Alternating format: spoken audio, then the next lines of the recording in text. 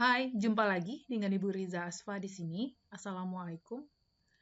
Kali ini kita masuk ke materi turunan fungsi trigonometri matematika peminatan kelas 11. Nah, untuk tahap pertama, pertemuan pertama, kita masuk ke turunan fungsi trigonometri sin, cos, dan tan. Untuk materi ini, anak-anak Ibu sekalian harus ingat kembali tentang rumus jumlah dan selisih sin cos pada materi trigonometri kelas 11. Baik, kita mulai materi kita kali ini dengan mengucapkan basmalah. Bismillahirrahmanirrahim.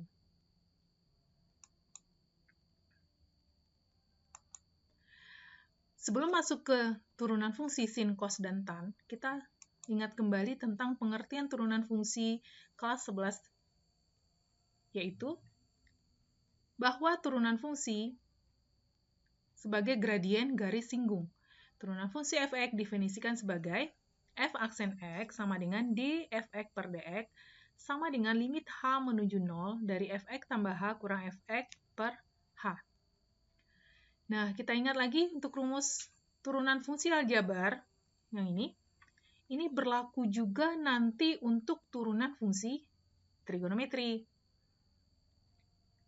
Oke, diingat kembali ya tentang turunan fungsi aljabar. Kita masuk ke yang pertama, turunan fungsi sin x. Nah, ketika f(x) sama dengan sin x, kemudian f(x) tambah h, berarti kita menambahkan di x tambah h di sini. Nah, maka dy per dx sama dengan dfx per dx, limit dari h menuju 0 dari fx tambah h kurang fx per h. Nah, kita gantilah fx plus h-nya dengan sin x plus h kurang sin x. Fx-nya adalah sin x per h. Nah, disinilah kita gunakan rumus aturan dari sin x kurang sin a atau sin a kurang sin b. Rumusnya adalah, ingat lagi yang ini, 2 cos a plus b per 2 kali sin a kurang b per 2. Nah, kita rubah sin x plus h kurang sin x menjadi 2 cos x tambah h tambah x per 2 kali sin x tambah h per x per 2 per h. Nah, kita sederhanakan di sini ada x berarti 2x tambah h per 2. Ini sin x kurang x berarti 0, h per 2. Tinggallah nanti di sini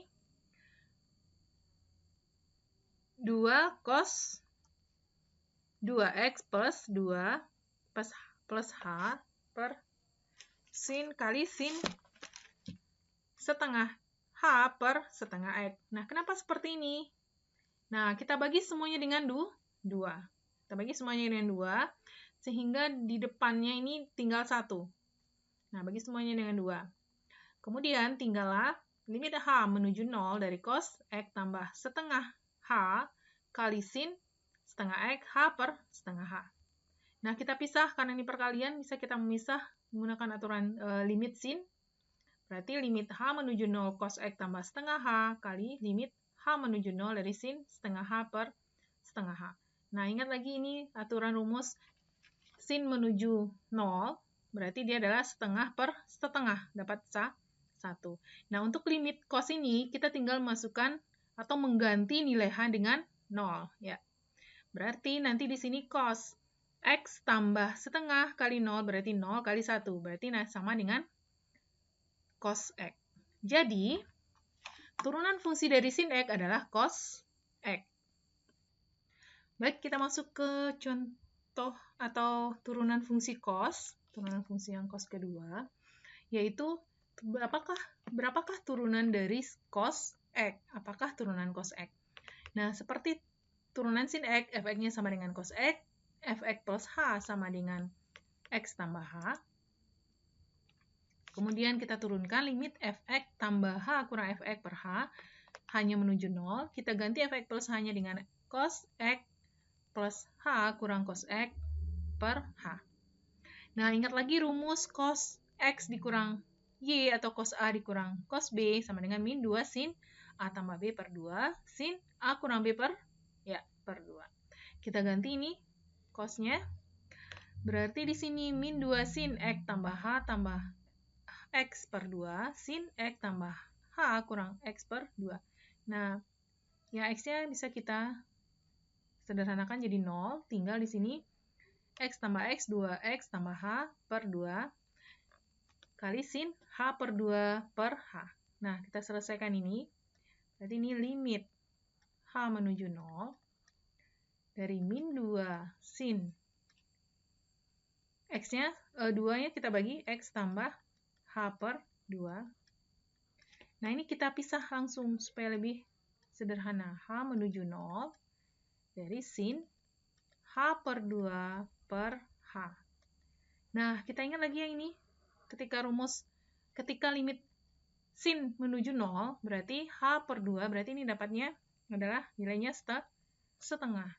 Nah, untuk yang limit sebelah kiri ini, berarti tinggal kita masukkanlah nilai H-nya sama dengan 0. Berarti min 2 sin X tambah 0 per 2 dikali setengah. 0 per 2 adalah 0, berarti tinggallah. Ini min 2 per 2, berarti min 1. Berarti dapatnya adalah min sin X. Jadi, turunan dari cos X adalah min sin X. Kita masuk ke turunan fungsi tan X, turunan yang ketiga. Nah, untuk tan X ini kita ingat kembali tentang aturan turunan pembagian. Ketika U per V, turunannya adalah U aksen V kurang U kali V aksen per V kuadrat. Nah, kita masukkan ganti fungsinya dengan tan. Tan itu adalah sin per cos. Berarti ketika U-nya sin X, berarti V-nya cos X, turunan dari sin adalah cos, turunan dari cos adalah min sin. Maka berdasarkan rumus ini, U aksen V kurang U V aksen per V kuadrat, kita gantilah U aksennya dengan cos X kali cos X, ini min kurang sin X kali min sin X per cos kuadrat. Nah, kita sederhanakan. Cos kali cos kuadrat. Min, ketemu min, berarti jadinya positif. Ya, ini sin kali sin, berarti sin kuadrat per cos kuadrat. Nah, ingat kembali tentang identitas trigonometri. Bahwa cos X tambah sin X sama dengan 1. Ya. Berarti 1 per cos kuadrat X. Nah, berdasarkan kebalikan dari seper cos kuadrat X, jadinya adalah sekan kuadrat X. Ya. Jadi, turunan dari fungsi tan X adalah sekan kuadrat X. Jadi, kesimpulan kita untuk rumus turunan fungsi sin, cos, dan tan adalah turunan dari sin adalah cos X, turunan dari cos X adalah min sin X. Berarti antara sin dan cos dia saling tukeran. Cuma di cos nanti ada tanda negatif. Sedangkan tan X turunannya adalah sekan kuadrat X.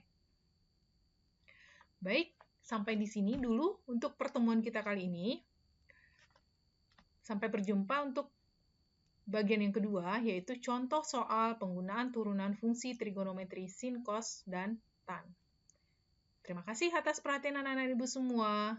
Mohon maaf atas kekurangannya. Wassalamualaikum warahmatullahi wabarakatuh.